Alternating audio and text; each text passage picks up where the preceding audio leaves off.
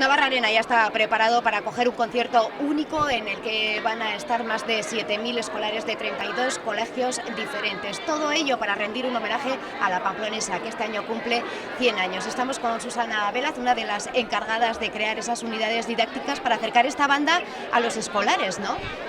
Pues sí, como bien dices, es un trabajo en el aula con el que los niños han podido disfrutar, conocer un poquito más su banda, una banda muy importante, que es una de las pocas bandas profesionales que hay en España y que participa de todos los actos importantes de esta ciudad y por lo tanto pues acercarles este tema al aula para que ellos en cualquier lugar de Pamplona puedan disfrutar de estos músicos que con este concierto pues han querido cerrar un poquito este proyecto que se ha realizado en las aulas.